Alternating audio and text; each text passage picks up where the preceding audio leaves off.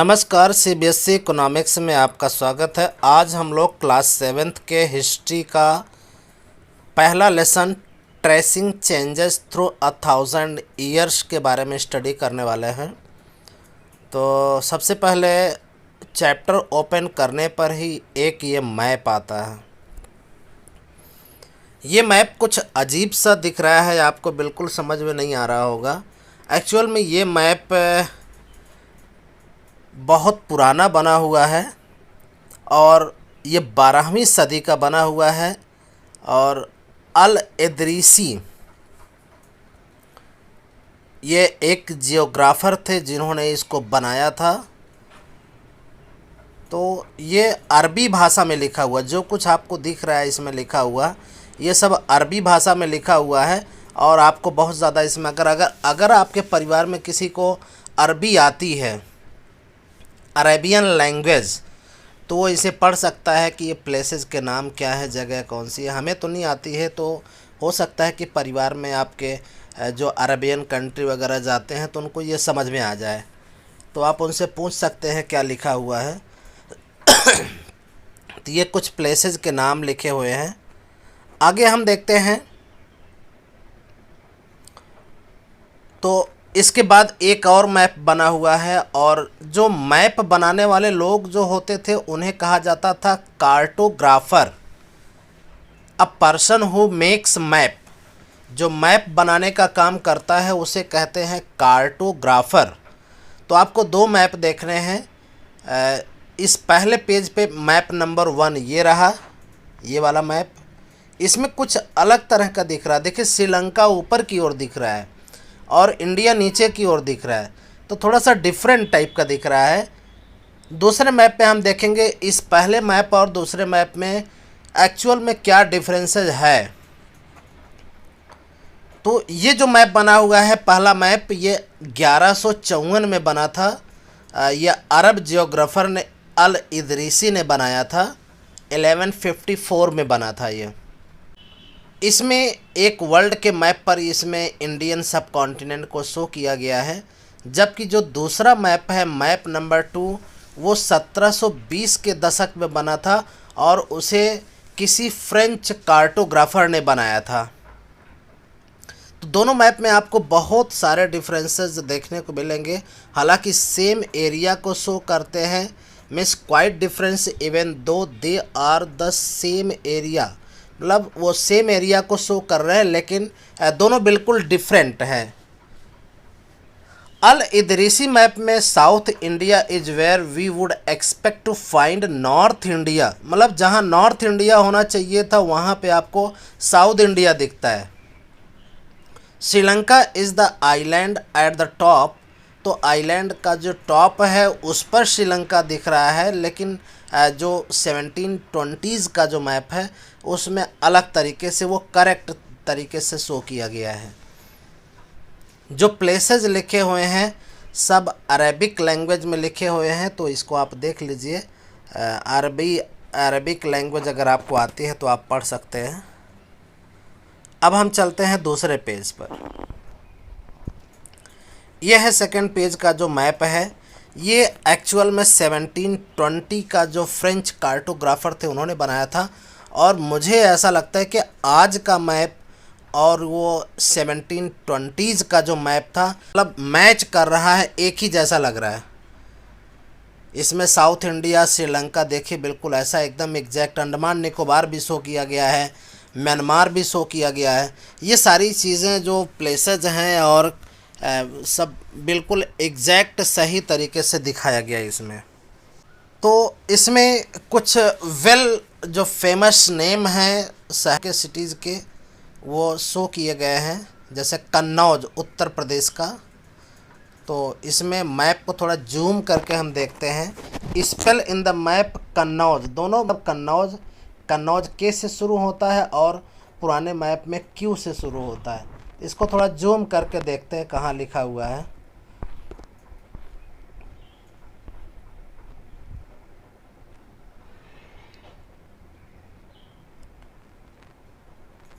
Zoom करने पे साफ नहीं आ रहा है।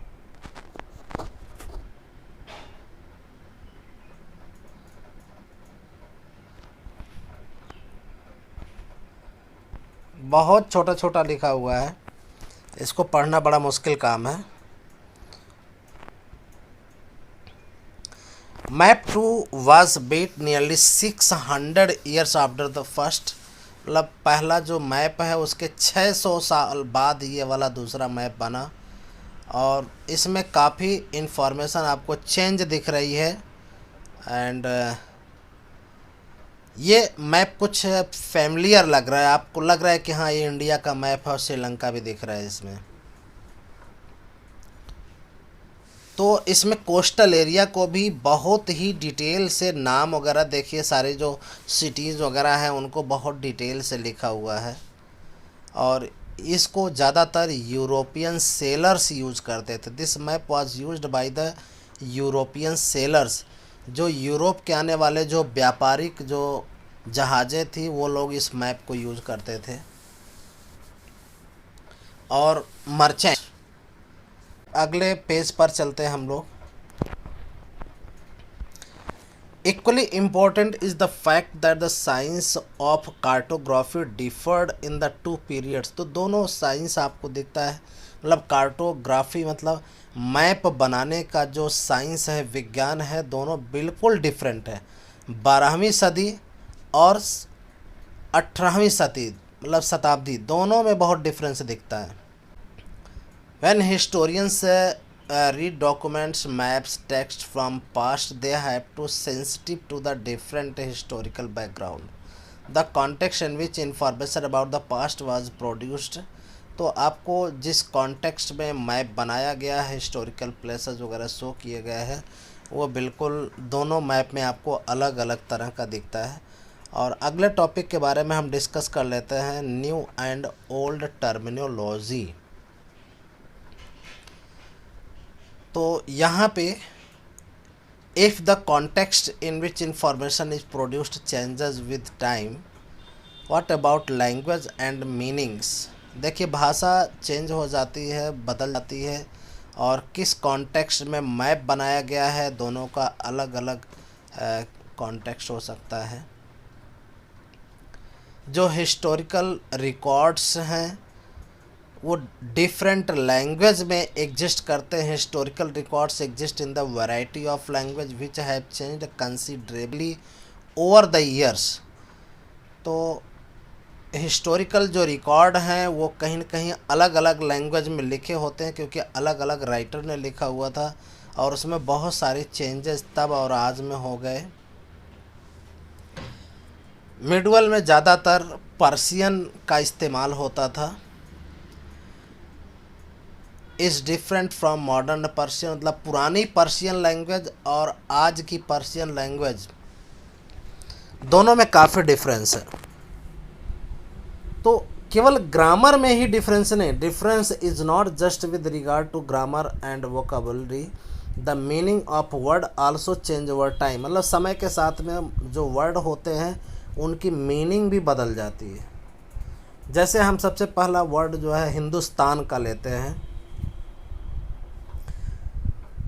Take the term Hindustan for example, today we understand it as India. मतलब हिंदुस्तान का मतलब भारत, इंडिया। तो ये एक मॉडर्न नेशन स्टेट को शो करता है। इंडियन मतलब आज के कॉन्टेक्स्ट में अगर हिंदुस्तान कहेंगे तो वो इंडिया है, और इंडिया का मतलब ये है कि एक कोई मॉडर्न नेशन स्टेट है जो 1947 के बाद बना।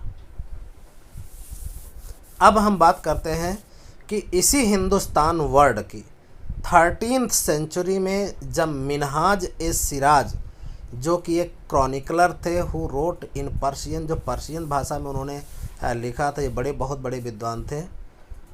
और इसका मतलब हिंदुस्तान का मतलब क्या कहते हैं, he meant the areas of Punjab, Haryana and the lands between the Ganga and Yamuna. मतलब हिंदुस्तान का मतलब ये होता है कि पंजाब की ज़मीन, हरियाणा की ज़मीन, और वह लैंड ज़मीन जो गंगा और यमुना के बीच स्थित है। मतलब हिंदुस्तान का मतलब ये। He used the term in the political sense for lands that were part of dominion of the Delhi Sultans। तो मतलब हिंदुस्तान का मतलब ये होता है कि जो उस समय मतलब 13th सेंचुरी की बात कर रहे हैं, उस समय जो पर्शियन लैंग्वेज में मतलब उसका मीनिंग निकाला गया कि दिल्ली सुल्तान के अधीन जितने भी एरिया हैं, part of dominions of the Delhi sultans, मतलब लैंड्स, मतलब वो ज़मीन, वो हिस्सा जो दिल्ली सुल्तान के अधीन हो, मतलब उसको हिंदुस्तान कहेंगे। तो the area included in this term shifted with the extent of sultanat but the term never included South India within it. तो जो टर्म है वो शिफ्ट होता चला गया सल्तनत, क्योंकि सल्तनत का विस्तार होता चला गया, और जिसमें साउथ इंडिया को ये लोग कभी नहीं हिंदुस्तान में शामिल करते हैं। 13th सेंचुरी की अगर बात करें, मिनहाज सिराज की बात करें। अब हम बात करें by the contrast in the early 16th century Babur used Hindustan, मतलब हिंदुस्तान को बाबर ने किस तरह से डिस्क्राइब किया हुआ है ज्योग्राफी में। The fauna and the culture of the inhabitants of the subcontinent, मतलब वो उसको अलग तरीके से डिफाइन करते हैं। This was somewhat similar to the way the 14th century poet अमीर Khusro used the word Hind. अमीर खुसरो ने हिंदुस्तान को कहा कि हिंद।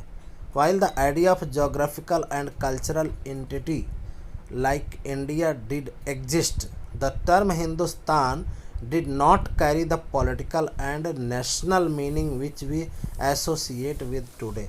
तो उस समय हिंदुस्तान का मतलब ये था कि आज का मतलब आज के एक नेशन स्टेट के बारे में हम इंडिया से कोरिलेट करते हैं, लेकिन 13th, 14th, 15th सेंचुरी में इसका मतलब ही अलग था। मतलब दिल्ली सल्तनत के अधीन क्षेत्र, ये सब हिंदुस्तान में आता था। तो जो भी हिस्टोरियंस हैं, जो इतिहासकार हैं, उनको बहुत ही सतर्क रहने की ज़रूरत है, क्योंकि हिंदुस्तान शब्द का मतलब ही अलग अलग जो शताब्दियां हैं उसमें अलग अलग क्रॉनिकलर है, विद्वान है, हिस्टोरियंस है, उसको अलग अलग मतलब निकालते हैं, अर्थ निकालते हैं। जैसे एक हम एग्जांपल दूसरा लें, सिंपल टर्म जो फॉरेनर है, जिसे कहते हैं विदेशी, फॉरेनर का मतलब होता है विदेशी। It is today to mean someone who is not an Indian, मतलब आज के परिप्रेक्ष्य में कहें तो विदेशी वो है जो भारतीय नहीं है, मतलब जो इंडियन नहीं है वो सारे क्या हैं, विदेशी हैं, फॉरेनर हैं। इन द मिडिवल पीरियड, अगर हम मध्यकालीन भारत में जाएं तो फॉरेनर का मतलब क्या होता है। आज तो हमने कहा कि जो भारतीय नहीं वो सारे विदेशी हैं, लेकिन मध्यकालीन भारत में मिडिवल पीरियड में फॉरेनर का मतलब क्या था, वाज एनी स्ट्रेंजर, स्ट्रेंजर का मतलब अजनबी होता है। Was any stranger who appeared से इन अ गिवन विलेज, मतलब गांव में भी अगर कोई स्ट्रेंजर अजनबी व्यक्ति आ जा रहा है तो उसे भी फॉरेनर ही कहा जाता था, विदेशी ही कहा जाता था। Someone who was not a part of that society और कल्चर, मतलब कोई भी ऐसा अजनबी व्यक्ति जो उस गांव का ना हो और उस सोसाइटी का पार्ट ना हो, उस कल्चर का पार्ट ना हो, या उसका कल्चर अलग हो, सोसाइटी अलग हो, उस गांव से अलग गांव का हो, तो वो सारे विदेशी माने जाते थे। और हिंदी के टर्म में उसे परदेसी शब्द कहा गया, तो उसे पर्शियन में अजनबी कहा गया। हिंदी के टर्म में परदेसी और पर्शियन में, फारसी भाषा में उसे अजनबी कहा गया। अजनबी मतलब जिससे कोई चिर परिचित ना हो। A city dweller therefore might have regarded forest dweller as a foreigner. तो जो शहर के लोग हैं गांव वालों को फॉरेनर कह देते हैं, गांव वाले शहर वालों को फॉरेनर कह देते हैं। तो इस तरह की घटनाएं भी आपको देखने को मिलती हैं। But two peasants living in the same village were not foreigners to each other. मतलब एक ही गांव में दो किसान रहते हैं तो वो फॉरेनर नहीं है, क्योंकि वो अजनबी नहीं है, दोनों एक दूसरे को जानते हैं, एक ही सोसाइटी समाज के हिस्सा है। जबकि ऐसा हो सकता है कि उनका धर्म अलग हो, उनकी जाति अलग हो, या और भी तमाम तरह के डिफरेंसेज हो सकते हैं, लेकिन सेम विलेज के दोनों हैं, फार्मर हैं या कुछ और भी है, और एक ही गांव के रहने वाले हैं तो फॉरेनर नहीं है। तो इस तरह से डिस्क्राइब किया गया पहले के समय में और आज के समय में बिल्कुल अलग है। तो आज का वीडियो कैसा लगा लिख भेजिए कमेंट बॉक्स में, अपना नाम ज़रूर लिख दीजिए, मुझे कम से कम अटेंडेंस का पता लग जाए कि आपने वीडियो को देखा है। और कल फिर मिलते हैं एक और नए वीडियो के साथ में, हिस्टोरियंस एंड दियर सोर्सेज के बारे में स्टडी करेंगे। तो आगे हम इसके आगे स्टडी करने वाले हैं, तो वीडियो के साथ बने रहिए, और अगर चैनल पर नए हैं तो सब्सक्राइब कर लीजिए। और कल फिर मिलते हैं एक नए टॉपिक के साथ, तब तक के लिए थैंक यू, बाय बाय।